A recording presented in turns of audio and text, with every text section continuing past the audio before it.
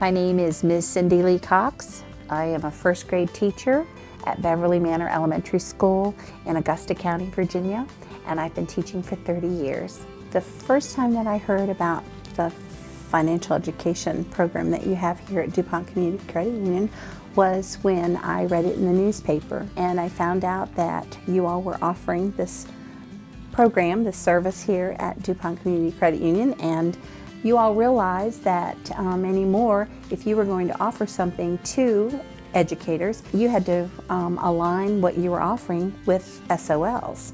And that was very attractive to me, and I wanted to pursue that. So that's why I called and wanted to find out more, and then lined up our field trip. When we entered the doorway at DuPont Community Credit Union here on Lucy Lane in Waynesboro, we were greeted right away with the employees who had smiling faces. They were expecting us. They were probably looking forward to us coming, because there's a certain energy that happens when you have 60-some first graders that enter a building. The children were just amazed at the places they were able to go in this building, to be able to go behind the tellers to see what goes on behind there with all the change and the dollars that were popping up out of that money machine. They were excited to be able to go back to where the cars drive through and see the canisters come through to make the transactions. It was just amazing to watch as they stepped over to where the vault is.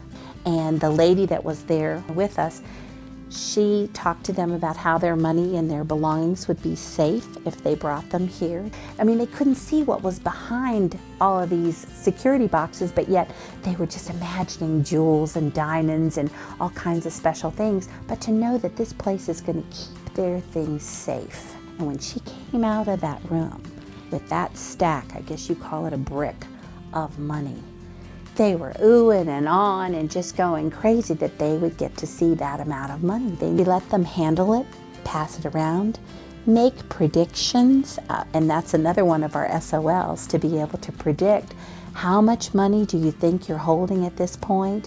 And it was great to have them all feel free enough in the confines of that small room with everybody around, just to be able to make that prediction.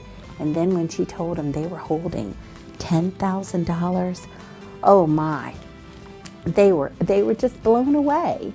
But then we walked around and we were able to take a tour. And they were able to walk through the building and up the stairs and all around. They were able to see people where they work in their cubicles and their offices.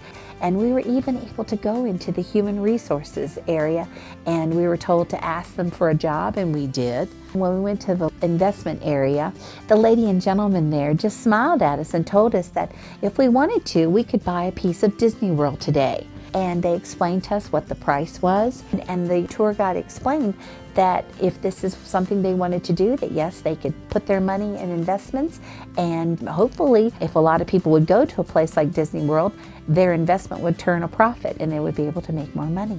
People at the DuPont Community Credit Union have learned that to drive home these economic principles to young children especially, that you have to do it in ways that the children are going to enjoy and grasp. And I think the combination here of just the excitement of being in this building and then of listening and learning, they put it together, and it's a phenomenal experience for these children. And I would highly recommend it to anyone that asks me. When I'm teaching about economic principles such as saving, spending, what are your needs, what are your wants, these ideas on paper are just words. And when we teach young children, as I do, I have to find ways to make those words come off the page and have the children understand, what do they mean? What does it mean to save? These abstract terms were made more real, more concrete, more hands-on, because I was able to take them to a place where they could better understand, and they could see people actually doing this. They could also participate through activities, through the stories that were read. These kinds of ideas are going to continue to surface throughout the rest of the time that I'm with these young children, and hopefully these concepts will be lifelong concepts that they're going to learn now and take with them through the rest of their lives. And I'm just so glad that for the rest of my career, I'll be able to make that phone call and line up this field trip and be able to come back and expose my future first graders to this whole experience here.